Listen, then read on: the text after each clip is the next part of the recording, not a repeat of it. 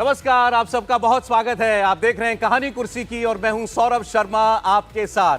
आप सब ने कल अयोध्या में इतिहास बनते रचते देखा। आप सब ने भव्य राम मंदिर में प्राण प्रतिष्ठा होते हुए देखी। उसके बाद आपने प्रधानमंत्री नरेंद्र मोदी का वो संबोधन देखा जिसमें उन्होंने ये कहा कि आज जो हो रहा है ये विजय का नहीं विनय का दिवस है। भगवान राम आग नहीं ऊर्जा है। आपने संघ प्रमुख मोहन भागवत की बातें सुनी जिन्होंने कहा जोश के साथ आज मैं होश की बात याद दिलाने के लिए आया हूं। आपने तप की बात सुनी, आपने संयम की बात सुनी, आपने भाईचारे की बात सुनी। कहीं एक बार भी किसी को नीचा दिखाने की न कोशिश हुई, न किसी ने इस बारे में एक शब्द भी कहा। इसके बावजूद विरोधियों ने क्या क्या कहा और किया, यह हम आज आपको दिखाएंगे। कल अपनी राजनीति की वजह से जितने राजनीतिक दल और विपक्ष के जितने राजनीतिक दलों के बड़े बड़े नेता न्योते के बावजूद राम मंदिर के कार्यक्रम में नहीं गए, उन्हें भी कैसे याद आ गया कि अब इलेक्शन सामने है, राम को दरकिनार नहीं कर सकते, राम के साथ तो चलना ही पड़ेगा। तो वो क्या क्या कर रहे थे? कौन सोशल मीडिया पर प्रभु राम की भव्य तस्वीर शेयर करके सियावर रामचंद्र की जय लिख रहा था? कौन मंदिर में जाकर पूजा कर रहा था? कौन सुंदरकांड का पाठ करा रहा था? कौन जुलूस और जलसे कर रहा था? और किसने शांति चुप्पी ओढ़े रखी? ये भी आज हम आपको बताएंगे। कल तक जब हम राजनीतिक चर्चा करते थे 2024 के लोकसभा चुनाव में किसको कितनी सीटें आएंगी ये बातें करते थे, तो बीजेपी के लिए सवाल सबसे पहला होता था कि 2014 282, 2019 303, लगातार तीसरी बार नरेंद्र मोदी कैसे प्रधानमंत्री बनेंगे? इस बार 272 कैसे छुएंगे? पिछली बार के रिकॉर्ड को कैसे छू पाएंगे? लेकिन कल के बाद चर्चा होनी शुरू हो गई है कि 303 से आगे गिनती कहां तक जाएगी। ये सिर्फ हम नहीं कह रहे, हर वो शख्स कल जिसने राम मंदिर की तस्वीरें अयोध्या से देखी, जिसने अपने शहर गांव कस्बे में अपने आसपास का माहौल देखा, दिवाली बनती हुई देखी जनवरी के महीने में, वो ये सवाल पूछ रहा है कि नरेंद्र मोदी की गिनती आखिर कहां पर जाकर रुकेगी। तो आज हम इसके बारे में भी बात करेंगे, लेकिन सबसे पहले आपको दिखाना चाहते हैं भव्य राम मंदिर बनने के बाद अयोध्या में आस्था का सैलाब कैसे आज उमड़ पड़ा है। इस वक्त भी हजारों लोगों की भीड़ कतार में खड़ी होकर अपनी बारी का इंतजार कर रही है कि अंदर जाकर मंदिर के गर्भगृह में भगवान रामलला के दर्शन कर पाएं। जहां तक आपकी निगाहें जाएंगी भक्त ही भक्त दिखाई दे रहे हैं। दर्शनार्थी घंटों से सुबह 4:30 बजे से दर्शन के लिए अपनी बारी का इंतजार कर रहे हैं। राम मंदिर के कपाट फिलहाल बंद कर दिए गए हैं, लेकिन दोपहर 2 बजे एक बार फिर मंदिर के द्वार खोल दिए जाएंगे और भक्त अपने आराध्य के दर्शन कर पाएंगे, उनके दिव्य दर्शन हो पाएंगे। रामलला के दर्शन के लिए भक्तों की भीड़ घंटों से लाइन लगाकर खड़ी है, बेताब है, बेसब्र है। मंदिर के बाहर जहां भी नजर जाती है वहां बस भक्तों का जन सैलाब नजर आता है। एक ही उद्घोष जय श्री राम और रामलला के दर्शन करने की लालसा दिखाई देती है। अयोध्या ने ऐसा वैभव, इतना उत्साह, इतना जोश आज से पहले न जाने कब देखा था। कल प्रधानमंत्री नरेंद्र मोदी ने भी कहा रामलला आ गए हैं, रामलला विराजमान हो गए हैं अपने वैभवशाली घर के अंदर। और आज जब भक्तों के लिए मंदिर को खोल दिया गया तो उस वक्त की तस्वीर इस वक्त आप देख रहे हैं। और मैं आपको अपने मेहमानों से मिलवा दूं। हमारे साथ कहानी कुर्सी की में बात करने के लिए राहुल महाजन जी स्टूडियो में मौजूद हैं, समीर चौगांवकर साहब हमारे साथ स्टूडियो में मौजूद हैं। बहुत स्वागत आप सभी का। और अयोध्या आपको लेकर चलेंगे हमारे पॉलिटिकल एडिटर देवेंद्र पराशर हमारे साथ लाइव जुड़े हुए हैं, जिन्होंने कल आपको सबसे पहले शाम के वक्त पूरे मंदिर के दर्शन कराए थे और तस्वीरें दिखा करके बताया था कितना भव्य दिखता है रामलला का मंदिर। आज अयोध्या का क्या माहौल है वो उनसे समझते हैं। सबसे पहले देवेंद्र। और सर वाकई बहुत हैरानी हो रही है भक्तों के इन भावनाओं को सुन समझकर कि किस प्रकार से लोगों ने अपने भीतर भावनाओं को इतने शांतिपूर्वक तरीके से दबा रखा था। कल की बात करें तो कल गर्भगृह में रामलला के दरवाजे के मुख्य दरवाजे के ठीक सामने एक महिला मिली जो कि बूढ़ी औरत थी सौरभ, और पिछले 35 सालों से लगभग उन्होंने मौन व्रत धारण कर रखा था इस लिहाज से, और उनका ये संकल्प था, जैसा कि उनके घर वाले पति भी बता रहे थे, कि ये संकल्प वो तभी तोड़ेंगी जब अयोध्या में कोई भव्य राम मंदिर बन जाएगा और रामलला उस जगह पर विराजमान हो जाएंगे। और उस लिहाज से कल वो दर्शन करने के आई थी, उनके घर के लोग उनको लेकर आए थे, और ये इमोशन आपको कई रूप में दिखता हो, और तब ये बात समझ में आती है कि लोगों ने अपने भीतर भावनाओं का कितना बड़ा तूफान और ज्वार भाटा एक तरह से छुपा कर रखा था, शांतिपूर्ण तरीके से रखा था, और अब जबकि वो सपना पूरा हो गया तो यहाँ पर अयोध्या की सड़कों पे आप देखें, किसी भी गली की तरफ जाए वही उद्घोष सुनाई देगा, और ऐसा लगता है कि हर तरफ सिर्फ और सिर्फ लोग ही नजर आ रहे हैं। और जैसा कि आपने बताया कि सुबह 4 बजे से जो सिलसिला शुरू हुआ था, उम्मीद आज भी की जा रही है कि रात में 10 बजे तक वही सिलसिला जारी रहेगा। और सौरभ, ये सब कुछ तब हो रहा है जब ट्रैफिक को लेकर, ट्रैफिक प्रिकॉशन के चलते कई किलोमीटर दूर गाड़ियों को रोक दिया जा रहा है, और वहां सिर्फ पैदल जाने की अनुमति है, और तब ये नजारा देखने को मिला है। मतलब इतनी असुविधाओं के बावजूद, क्योंकि भक्ति की भावना इतनी ज्यादा प्रबल है कि लोग यहाँ पर आ रहे हैं, और समझा जा सकता है कि इसका इम्पैक्ट आगे कैसा होने वाला है। उसी इम्पैक्ट की बात करेंगे हम कहानी कुर्सी की में देवेंद्र, लेकिन पहले मैं जरा अपने मेहमानों से भी पूछ लूं। राहुल जी, आपने कल का पूरा दिन देखा, आपने कार्यक्रम भी देखा अयोध्या का, उसके बाद प्रधानमंत्री की बात भी आपने सुनी, अपने आसपास भी आपने महसूस किया होगा। कोई कह रहा है राम की लहर चल रही है इस वक्त देश के अंदर, कोई कह रहा है लहर से भी बहुत बढ़कर है, इसका इम्पैक्ट समझ पाना मुश्किल हो रहा है। आप कैसे पढ़ पा रहे हैं देश के इस माहौल को? देखिए, देश में जो माहौल है वो बहुत ही राममय है। मैं ये कहूँगा कि पूरी तरह से ये दिखता है कि कितनी श्रद्धा है भगवान राम के लिए लोगों में। देखिए, जो सबल लोग हैं, जिनके पास पैसा है, वो तो चलिए जो भी करें कि अपने लाइटें जलाई, ये किया, मंदिर गए, लेकिन जो गरीब लोग हैं, जो रिक्शा चलाते हैं, जो ऑटो चलाते हैं, अगर वो भी भगवान राम का झंडा लगाकर, भगवान राम की बात करते हुए ये सब अपना जीवन यापन करते हैं उस दिन, तो बहुत बड़ी बात है। किस तरह से लोगों के भीतर ये एक पूरा माहौल है या श्रद्धा का जो सृजन हुआ है कि भगवान राम का मंदिर वहाँ बना है, और वहाँ पे उनको ये समझ आ रहा है कि किस तरह से हिंदू आस्था, जिसको इतने समय से दबाया गया था, वो आज उभर कर सामने आ रही है। मैं ये भी यहाँ पे बोलना चाहूँगा कि सिर्फ ये जो अभी इस वक्त लोग या भीड़ वहाँ पे दिखाई दे रही है, ये कोई हटने वाली नहीं है, क्योंकि बहुत सारे लोग इस वक्त ये योजना बना रहे हैं, ये प्लान कर रहे हैं कि वो कब जो है अयोध्या जाएंगे, किस तरह से वो भगवान राम के दर्शन वहाँ पे करेंगे। ये सारी बहुत सारे परिवारों में, मेरे अपने परिवार में भी ये पूरी तरह से एक बात चल रही है कि कब हमें जाना है, किस वक्त हमें वहाँ पे दर्शन करने जाना है। तो एक पूरा माहौल बहुत ही सुंदर और बहुत ही बेहतर जो माहौल है वो इस वक्त देश में है।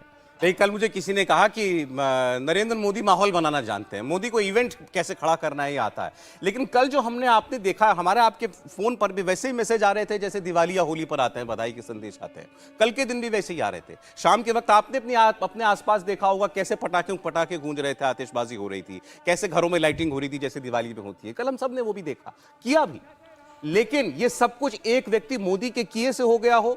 मोदी ने कहा था दिवाली मनानी है, मोदी ने कहा था दिया जलाना है, उसके बाद आपके घर घर आकर किसी ने जब अक्षत बांटा था तो कहा था कि राम जी का ये कार्यक्रम अपने घर पर या मंदिर में टीवी पर देखिएगा। उसके किए से ही नहीं हो गया है। लोगों के अंदर अपने आप एक फीलिंग थी, एक भावना थी, आज कुछ बहुत बड़ा हो रहा है। अच्छा, जिसको नहीं भी मालूम इतिहास, वो भी जान रहा है ना राम क्या है। राम तो किसी को बताने की जरूरत नहीं है, आपने महसूस किया। मैं ये भी कहूंगा कि अगर मोदी जी के कहने पर भी ये हो रहा है तो भी बहुत बड़ी बात है। अगर मोदी के कहने पर हो रहा है तो और बड़ी बात है। इतना अच्छा है कि कोई व्यक्ति, मतलब लोगों में किसी एक व्यक्ति के प्रति इतनी विश्वास है कि उनके कहने पर वो सब कुछ कर दे रहे हैं। जरूर हुआ होगा, मैं कह रहा हूं, लेकिन सिर्फ उससे तो नहीं हो सकता। सिर्फ उससे नहीं, मैं कह रहा हूं कि अगर ऐसा भी है तो भी बहुत बड़ी बात है। समीर जी, देखिए, कल अयोध्या में राम जी की प्राण प्रतिष्ठा का कार्यक्रम हुआ था, लेकिन ऐसा महसूस हो रहा था जैसे पूरे हिंदुस्तान के हर शहर के अंदर राम जी का प्राण प्रतिष्ठा का कार्यक्रम होने वाला है। मैं तो दिल्ली में ये बात का महसूस कर रहा था कि हर घर के अंदर जिस तरीके से भक्तिभाव का माहौल था और जिस तरह की भावनाओं का प्रकटीकरण था लोगों का, कल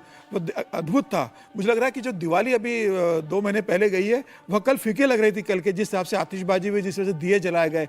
मुझे लग रहा है आज 500 साल के बाद लोगों को इस बात की अनुभूति हुई और महसूस हुआ लोगों को, और लोगों ने देखा कि जो उनके लिए कल्पना था, जो कल्पना नहीं कर सकते थे कभी, राम अयोध्या के अंदर इस तरीके से टाट से निकल के एक भव्य मंदिर के अंदर विराजमान होंगे, वह साकार हुआ है। सुप्रीम कोर्ट का निर्णय हुआ, उसके बाद जिस तरीके से विश्व हिंदू परिषद और राष्ट्रीय सेवक संघ ने और हिंदू संगठनों ने और राम मंदिर न्याय ट्रस्ट ने जिस तरीके से मंदिर का निर्माण किया, पूरे देश के अंदर इसका जो माहौल बना है, मुझे लग रहा है इसकी एक बड़ी भूमिका रही है। प्रधानमंत्री मोदी को आप देखिए, 12 जनवरी को उन्होंने नासिक के कालाराम मंदिर से दर्शन किए, 6 मंदिरों में दर्शन किए, 4 राज्यों के उन्होंने चटाई पर वो खुद सोए। जिस तरीके से प्रधानमंत्री मोदी ने कल भी कहा कि सागर से रहकर सरयू तक की उन्हें यात्रा करने का सौभाग्य प्राप्त हुआ, मुझे लग रहा है पूरे देश को एक रूप में राममय करने में, इस भक्ति भाव में पिरोने में प्रधानमंत्री मोदी की एक बड़ी भूमिका रही है। पूरा देश कल एक राममय हो गया था और ये सबने महसूस किया, सबने देखा। और आज जिस हिसाब से वहाँ पर जन सैलाब उमड़ पड़ा है दर्शन करने के लिए मंदिर का, यह तय था कि लोग वहाँ जाएंगे। और सिर्फ ऐसा नहीं कि आज पहला दिन है तो इतना बड़ा जन सैलाब वहाँ पर उमड़ पड़ा है। पूरे साल मुझे लग रहा है कि हमें दृश्य देखने को मिलेगा कि वहाँ ऐसे ही भीड़ रहेगी, लोगों को घंटों लाइन में लगना पड़ेगा और लोग धैर्य का परिचय देंगे और अपने रामलला के दर्शन करेंगे। मुझे लग रहा है सदियों बाद। प्रधानमंत्री की बात की, कल जो हमारे संत मंच से बोल रहे थे, सबसे पहले जिन्होंने माइक संभाला था प्राण प्रतिष्ठा के कार्यक्रम के बाद, उन्होंने कहा ना कि मोदी जी ने हमसे पूछा था कि मुझे आप बता दीजिए मुझे क्या संयम बरतने हैं, किस तरीके से ये कुछ दिन जो है रखना है। तो उन्होंने कहा था आप केवल 3 दिन का उपवास कीजिए, 3 दिन के लिए आप जमीन पर सोइए। लेकिन प्रधानमंत्री ने उसको पूरा 11 दिन किया। तो वो जब मोहन भागवत साहब ने माइक संभाला तो उन्होंने कहा कि मैं इनको बहुत पहले से जानता हूं, ये तपस्वी हैं। आज आप अखबारों की हेडलाइन उठा करके देखिए, और वो अखबार भी, वो सोशल मीडिया प्लेटफॉर्म्स भी, या वो मीडिया प्लेटफॉर्म्स भी जो बहुत ज्यादा सिंपैथेटिक नहीं माने जाते नरेंद्र मोदी या उनकी पार्टी के लिए, वो भी नरेंद्र मोदी की उस कल के उस भाषण की तारीफ करते हुए आपको दिखाई देंगे, उसको अंडरलाइन अंडरस्कोर करते हुए दिखाई देंगे। जब नरेंद्र मोदी ने कल इतने बड़े अवसर पर कहा, जिसको सब कह रहे थे, विदेश के कई अखबार छाप रहे थे, ये हिंदू मेजॉरिटेरियनिज्म का दिन है, इस दिन के भारत के बहुसंख्यक हिंदुओं ने अपना मंदिर बना लिया उस जगह पर जहां पर कभी मस्जिद खड़ी थी। कई विदेशी पत्रिकाओं ने इस किस्म की बातें भी लिखी हैं। नरेंद्र मोदी ने क्या कहा कल के दिन? कल के दिन कहीं कोई ऐसा उत्सव न बने जिसमें किसी को नीचा दिखाने की कोशिश हो। जब नरेंद्र मोदी कहते हैं ये विजय नहीं विनय का दिन है, राम आग नहीं ऊर्जा है, राम विवाद नहीं समाधान है, तो आप समझ सकते हैं कि एक व्यक्ति अपील कर रहा है कि आप खुशियां मनाइए, उत्सव मनाइए। आज आपके लिए उल्लास का, हर्ष का पर्व जरूर है, लेकिन होश मत खोइए। यही बात संघ प्रमुख भी कहते हैं। देवेंद्र। और बिल्कुल सौरभ, और कल के प्रधानमंत्री के संबोधन को देखें तो सीधे सीधे समझ में आ रहा है कि उनका जो विजन है उसको अगर बहुत संक्षेप में उनको रखना था तो किस रूप में रखा।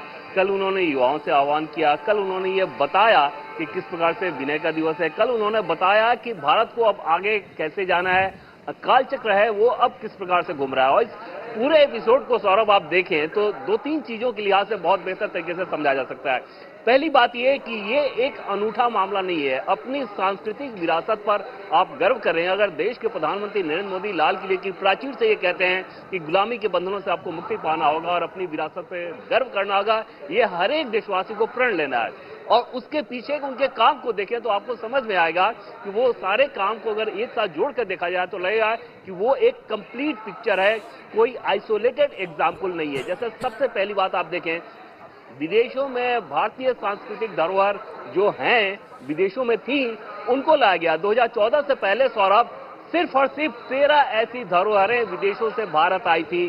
2014 से लेकर अब तक 228 से ज्यादा धरोहर जो कि विदेशों में पड़ी हुई थी वो वापस आ चुकी है, जिसमें अमेरिका और ऑस्ट्रेलिया जैसे देश भी शामिल हैं। दूसरी चीज अगर आप देखें तो जिस सांस्कृतिक विरासत की बात वो करते हैं, ऐसा नहीं है कि सिर्फ हिंदू धर्म से संबंधित है। जो 15 पर्यटन के सर्किट बनाए जा रहे हैं उसमें सूफी सर्किट भी है, उसमें तीर्थंकर सर्किट यानी कि जैनों से संबंधित सर्किट भी है। हम जानते हैं कि सिखों के लिए प्रकाश पर्व किस प्रकार से, चाहे गुरु नानक देव का हो, गुरु गोविंद सिंह जी का हो, या गुरु तेग बहादुर जी का हो, या फिर करतारपुर कॉरिडोर की बात कर लें, या हेमकुंड साहिब को रोपवे से जोड़ने की बात करें, ऐसे तमाम प्रोजेक्ट्स ऐसे हैं जो कि सिखों से भी संबंधित रहे। इसके अलावा अगर आप देखें तो जो विदेशी मेहमान हैं, उन विदेशी मेहमानों को खादी के कवर में भगवत गीता भेंट किया जाना, चाहे ब्रिटेन के पीएम हो या फिर अमेरिका के राष्ट्रपति हो, उनको यह सौगात दिया गया था। या जो भी विदेशी मेहमान, प्रधानमंत्री मोदी जब विदेशों जाते हैं या वो देश में आते हैं तो उनको भारतीय संस्कृति से जुड़ी हुई चीजें ही वो उपहार के तौर पर देते हैं। तीर्थ यात्रा या वैसे जो पर्यटन के स्थल हैं विरासत से संबंधित है, उनके इंफ्रास्ट्रक्चर का डेवलपमेंट जिस प्रकार से किया जा रहा है, तो इन सारी चीजों को जोड़कर अगर आप देखेंगे तो समझ में आएगा कि प्रधानमंत्री नरेंद्र मोदी किस बिग कल्चर की बात करते हैं कि कैसे आपको अपनी सांस्कृतिक विरासत पर गर्व करना है, और वो गर्व सिर्फ गर्व नहीं होगा बल्कि सीधे सीधे विकास से जुड़ा हुआ होगा, और ये अपने आप में बहुत खास बनाता है उनके इस विजन को। देखिए, कल के दिन अगर प्रधानमंत्री ने ये कहा, मंच से पूछा कि मंदिर तो बन गया, अब आगे क्या, तो आप तो सोचते होंगे ना कि भाई किसी नेता की सोच क्या हो सकती है। भाई आज हमने एक बड़ा काम कर दिया, इतना बड़ा काम कर दिया, आज तो इसका श्रेय लेने का दिन है, आज इसी की इसी अवसर में जियो। वो आगे का आपको पूछ रहे हैं, हम इसके आगे क्या करेंगे, मंदिर तो बन करके तैयार हो रहा है, और फिर ये कह रहे हैं कि मंदिर तो बन गया 1000 साल के लिए। आप बताइए, आपकी पीढ़ी क्या करने जा रही है, जिसको 1000 बाद जो पीढ़ी आएगी वो याद रखे। देखिए, वो किस तरह से सोचते हैं, ये बड़ा मतलब सुखद अनुभव है ये, कि उन्होंने हमारी संस्कृति को किस तरह से विकास से जोड़ा। उन्होंने कल कहा कि वो एक सोलर, जो रूफटॉप सोलर स्कीम जो है, पैनल्स की स्कीम, अयोध्या से लौटते ही उसको शुरू करने जा रहे हैं। अब देखिए, उनके विकास का थॉट जो है, संस्कृति को, हमारे देश की धरोहर को विकास से किस तरह से जोड़ा जाए, ये है। और वो बड़ी बड़ी दूर तक की सोच रखते हैं। देखिए, अभी हमारे देश में जो सोलर पैनल जो हैं, उसमें से बेसिक मटेरियल जो है वो विदेशों से आता है, जिससे ये सोलर पैनल बनते हैं। लेकिन हमारे देश में अब इस बात को बढ़ावा दिया जा रहा है, और ऐसा होने जा रहा है। अगले कुछ सालों में आप देखेंगे कि उसका जो सोलर पैनल को बनाने का बेसिक मटेरियल है वो देश में बनने जा रहा है, बड़ी कंपनियां इसको बनाने जा रही हैं। अब प्रधानमंत्री की ये सोच कि हम 1 करोड़ घरों में सोलर पैनल छतों पर लगवाएंगे, तो ये उस इंडस्ट्री को पूरे बढ़ावा देने की बात है, पूरा एक जो इकोसिस्टम है उसको बढ़ावा देने की बात है। तो ये बहुत बड़ी बात है कि प्रधानमंत्री, जो हमारे देश के जो नेता हैं, वो किस तरह से सोच रहे हैं देश के लिए। वो 1000 साल आगे तक की बात कर रहे हैं कि आगे 1000 साल कैसे करना है।